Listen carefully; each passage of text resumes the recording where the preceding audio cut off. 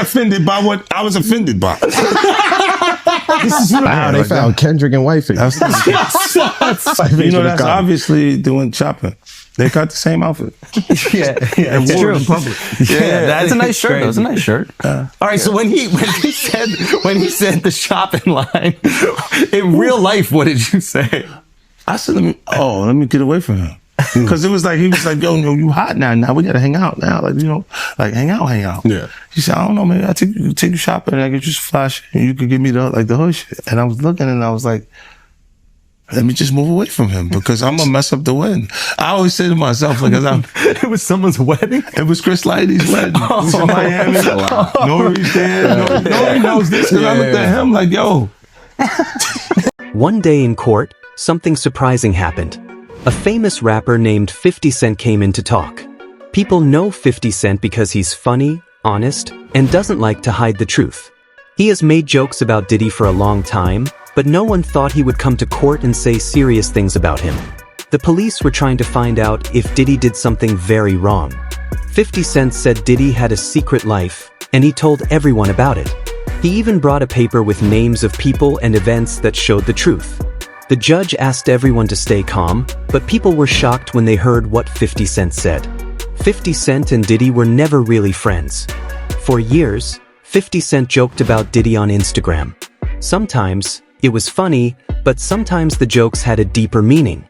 In 2014, 50 posted a picture making fun of Diddy and another rapper named Rick Ross. People thought it was just a joke, but it meant more. In 2018, 50 Cent said something strange on a radio show. He said Diddy once asked him to go shopping and said, "I'll pay for it." That made 50 feel uncomfortable. Then in 2022, many people started saying bad things about Diddy in lawsuits. 50 Cent said, "I told you so," and posted about it again. He reminded everyone about that weird shopping story. People started to believe 50 Cent. They thought maybe he had been warning them all along. Now in court, the police asked him to tell everything he knew. He talked about secret meetings, events, and strange things that happened with Diddy. He brought a list with names of people who were involved. One of the first names was Usher, a singer. Usher stayed at Diddy's house when he was just a teenager. People thought that was odd. 50 Cent said he had seen things between Diddy and Usher that didn't feel right. He said Usher seemed scared or uncomfortable. 50 said Diddy could make people stay quiet. Usher never fully talked about what happened, but you could tell something was wrong. Even years later, 50 saw them together and said it still felt weird. Then 50 took out a piece of paper from his jacket. He said, "This is a list of people I know Diddy got close to in a strange way."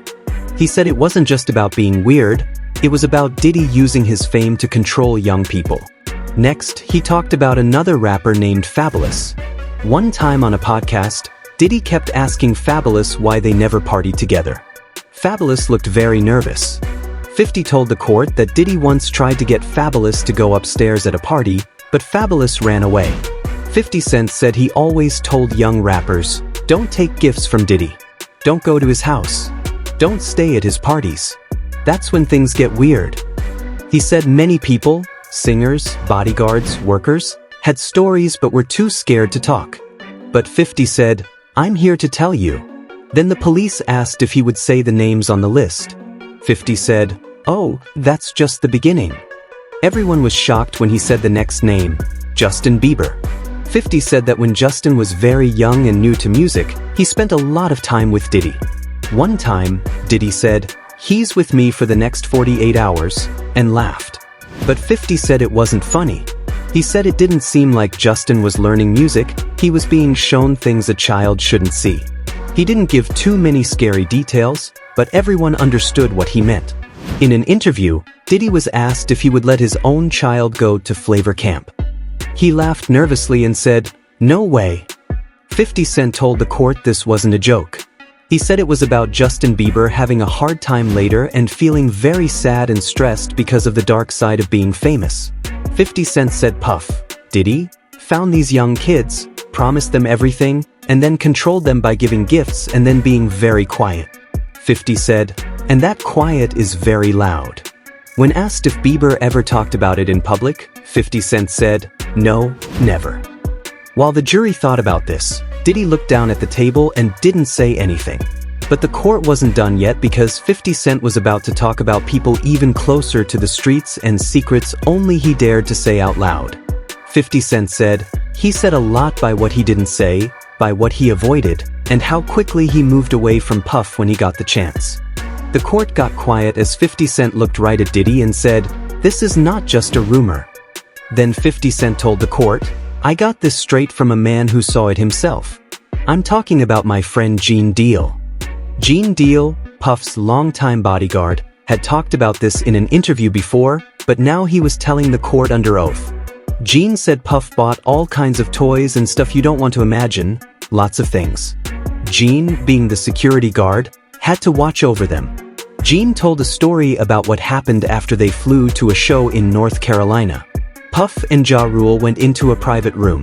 A few minutes later, Ja Rule opened the door, stuck his head out, and told Gene, you might not want to come in here, it's a little strange tonight. The prosecutors asked, what did that mean? 50 Cent explained that something strange and hidden was happening in that room. When asked why Ja Rule never talked about it, 50 Cent shrugged and said, that's what I've been saying for years. Nobody wanted to say anything, until now. But now I'm here and I'm saying it. He didn't mean anything soft like candles or baths. He meant that whatever was happening in that room wasn't normal or okay. 50 Cent said he wasn't trying to shame anyone but wanted to show a pattern. It's not about who likes who, it's about how some powerful people do whatever they want, to whoever they want. This isn't about two grown men. It's about one rich man controlling everyone around him. He said the Ja Rule story was just one of many things that happened in secret and were kept quiet because of legal papers and fame. But the harm stayed. Ja Rule never spoke about it, but he hasn't been the same since. Like many others, he became famous quickly, had one hit song, and then things changed suddenly. 50 Cent said, people think it's just fun, but I told you before, Puff never takes people anywhere without wanting something back. He said Diddy tempted Osiris with promises of a fancy life, big trips, being a mentor, and a rumored trip to Jamaica. Osiris posted pictures from Jamaica on social media. Fans saw pictures from the same hotel and beaches that same week. Osiris tried to laugh it off, saying he went with his girlfriend, but people didn't believe him. Some things feel familiar to people who have been in this music world for a long time. Then there was a moment on Instagram Live where Osiris cried and talked about feeling very alone in the music business. He said no one really knows what happens behind the scenes. 50 Cent showed the court a video where Osiris was falling apart and nobody helped him. He said this sadness happened because of what Diddy does. He finds young kids, gives them lots of gifts and attention, but then something changes and they start to break down. The prosecutors asked if Osiris ever said anything more. The court heard another name on the list, and 50 Cent gave a scary reminder of how many young black singers had big problems before people noticed a pattern.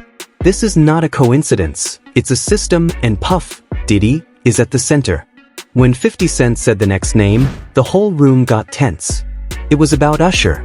50 said, this has been obvious to many for years, but no one did anything. He started by telling a famous story from a video where Usher talked about living with Diddy when he was a teenager. Usher was 14 years old when he said, 50 said Puff had him at something called Flavor Camp. But think, what kind of grown man invites a teenage boy to live with him? Usher also said, back then, when he was like 10 and I was older, we used to fight over Frosted Flakes. 50 Cent looked at the jury seriously. The court then heard a video clip where Diddy said in a live stream, me and Usher used to sleep together, then paused awkwardly and said, no homo, which means not gay. Diddy explained that people in the music business were always talking quietly about this. 50 Cent said, it wasn't because of who Usher liked, but because Usher was a kid and everyone knew Puff was powerful. If Puff wanted you around, you couldn't say no. At the end of the Usher story, 50 Cent said something everyone remembered. Do you think it's a coincidence Usher never talks about this part of his life after those early days? You might think it's just sadness from the business, but no, it's because of what he saw and was part of. He also said Usher never really denies the rumors, he just avoids them. If you ask him, he laughs, shrugs, and changes the subject. That's not someone who's comfortable. That's someone who's scared. It's about what they never say. Then 50 Cent named two surprising people, Fabulous and Kevin Hart. You might think they have nothing to do with this, but 50 Cent said he saw things and knows what they saw. He talked about a strange interview where Diddy flirted with Fabulous on live TV, asking why they never went out together. Fabulous looked nervous and not happy. 50 said he wasn't joking or smiling, he looked like he remembered something bad. Then there was a famous moment on Kevin Hart's live stream where Diddy joked that he used to wake up with Usher and 50 Cent said, "Look at Kevin's face." Kevin didn't let anyone bring security with him. But because that wasn't a joke, it was fear. 50 said he hoped Kevin didn't say too much. Both Kevin and Fabulous had been in situations they never agreed to. 50 Cent said, "Puff always throws the wildest parties." He told stories about phones being taken away, secret rooms, non-disclosure agreements, which means you can't tell anyone, and strange party rules. Sometimes there were blindfolds, drugs, and things guests only whispered about before Puff. He said, "Once you've been to one of those parties, Puff owns you." He meant people do things they wouldn't do in public, but they feel they owe Puff because of pressure. When asked to watch those videos again, 50 Cent said, "It's not always about what happened, but what you feel like you owe him. That's how Puff controls people." He said Kevin Hart and Fabulous tried to laugh it off, but their faces told a different story. 50 Cent asked, "Have you ever seen a man laugh while he's dying inside?" When 50 Cent finished talking in court, everyone got very quiet. Then he took a folded piece of paper from his jacket and said, "This is the list, the one people said didn't even exist." He carefully read many names out loud.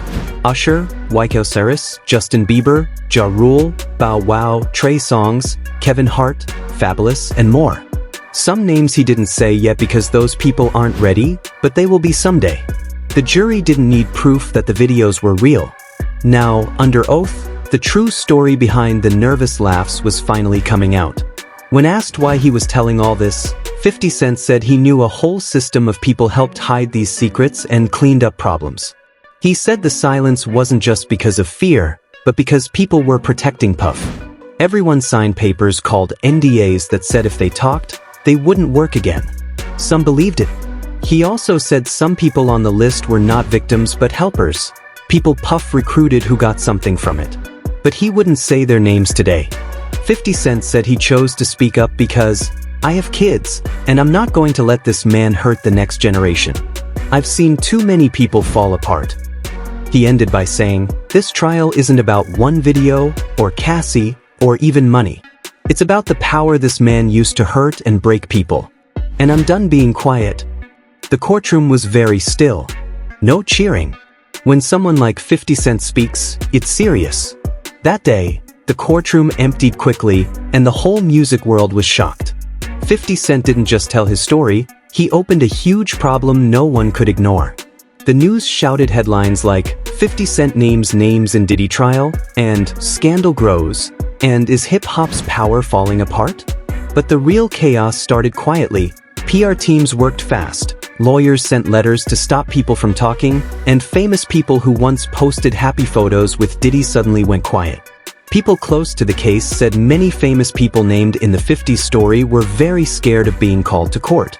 They started hiring lawyers right away. One insider said, "This is going to get much bigger." Vacation photos with Diddy disappeared, social media accounts cleaned up, comments turned off, and some pages even erased. As rumors spread in Hollywood, agencies started distancing themselves from their stars, and sponsors quietly stopped deals. Movie studios and streaming companies also looked carefully at who they worked with. Artists connected to Bad Boy, like Kevin Hart, who once joked about Diddy on TV, canceled public shows, saying they wanted family time. Meanwhile, fans searched online for old posts, strange quotes, and interviews. Every Instagram live, every interview on Drink Champs, and every awkward moment on the red carpet was watched again with new eyes. One person on Twitter wrote, "And it's just getting started." The scariest part was still coming. The morning after his court talk, 50 Cent posted on Instagram saying he didn't care about the NDAs anymore. He said, "They tried to cancel me before. I dare them to try again. You're not going to stop me while people are hurting." Some former bad boy artists told reporters they signed contracts that said they could never say bad things about Sean Combs, Diddy, his family, his business, or his events. One rule even said they couldn't talk about strange things they saw at parties.